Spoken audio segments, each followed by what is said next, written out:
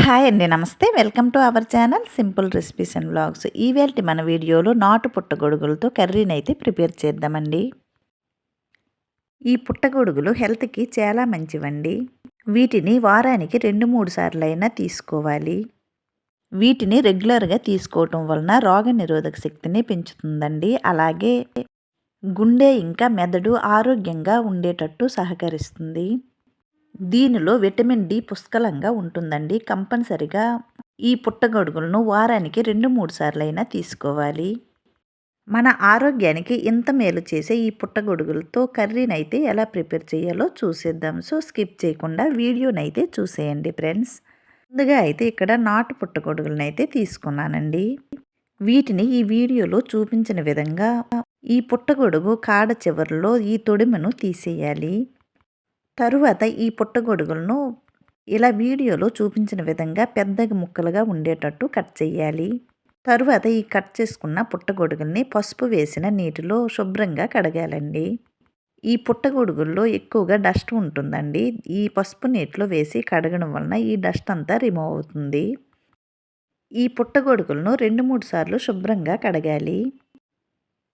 ఇలా పసుపు నీటిలో వేసి కడిగిన తరువాత దీన్ని మళ్ళీ మంచి నీటిలో వేసి ఈ పుట్టగొడుగులను శుభ్రంగా కడగాలి.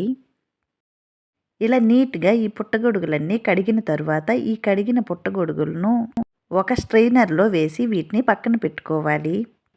ఇలా ఈ స్ట్రైనర్లో వేసి పుట్టగొడుగులను ఉంచడం వలన మిగతా నీరు ఏమైనా ఉంటే వచ్చేస్తుందండి. వీటిని స్ట్రైనర్లో 10 నిమిషాల పాటు పక్కన పెట్టుకుంటే దీనిలో నీరు ఏమైనా ఉంటే వచ్చేస్తుంది. తరువాత ఈ పుట్టగొడుగులను ఫ్రై చేయడానికి ఉల్లిపాయలను అయితే కట్ చేసుకుందాము.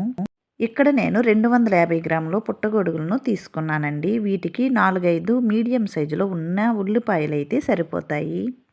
ఈ ఉల్లిపాయలను శుభ్రంగా కడిగి కట్ చేసి పక్కన పెట్టుకుందాము. ఈ ఉల్లిపాయలను సన్నగా పొడవుగా కట్ చేయాలి. అలాగే ఒక పెద్ద టమోటాని కట్ చేసి పక్కన పెట్టుకుందామండి. ఈలోన ఈ మష్రూమ్లో వాటర్ అంతా వచ్చేస్తుంది.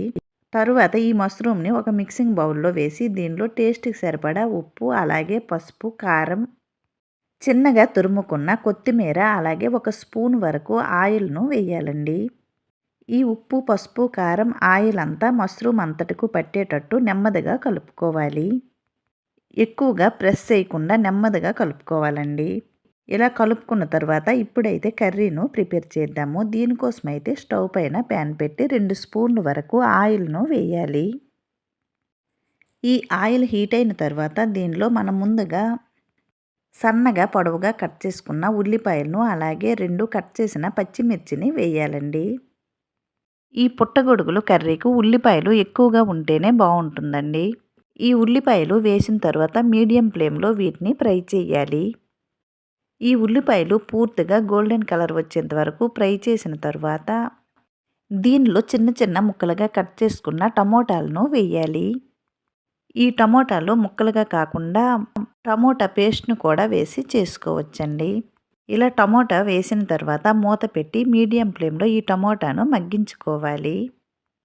ఫస్ట్ టైం ఎవరైనా ఈ ఛానల్ చూసినట్లయితే ప్లీజ్ సబ్స్క్రైబ్ చేసి సపోర్ట్ చేయండి ఫ్రెండ్స్. ఈ ఛానల్లో అయితే ఈజీగా చేసుకునే రెసిపీలు ఉంటాయండి. మీకు యూజ్ అవుతాయి అంటే కనుక ఒకసారి ఈ ఛానల్ని విజిట్ చేయండి ఫ్రెండ్స్. ఇలా టమోటాలు పూర్తిగా మగ్గిన తర్వాత దీనిలో 1 స్పూన్ వరకు అల్లం వెల్లుల్లి పేస్ట్ను వేయాలండి. అలాగే దీనిలో 1 స్పూన్ జీలకర్ర పొడి, 1 స్పూన్ ధనియాల పౌడర్ను వేయాలి. తరువాత దీనిలో 1/2 స్పూన్ వరకు ఉప్పును వేయాలండి.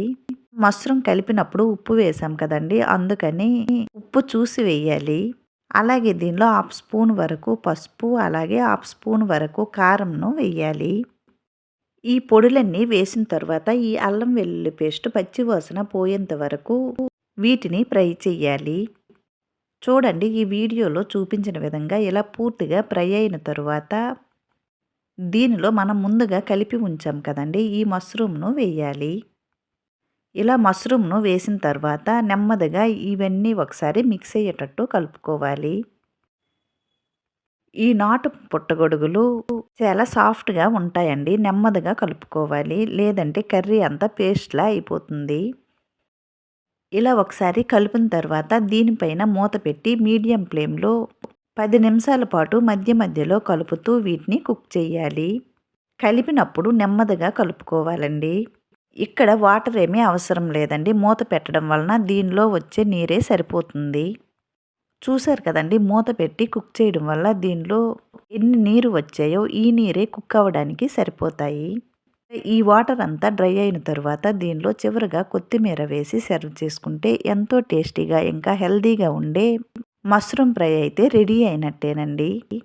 ఈ మష్రూమ్‌ని రైస్‌తో కానీ లేదంటే చపాతీతో కానీ దేనిలోకైనా ఈ కర్రీ అయితే చాలా బావుంటుందండి. తప్పకుండా ఇలా ఈజీ ప్రాసెస్‌లో ట్రై చేయండి ఫ్రెండ్స్.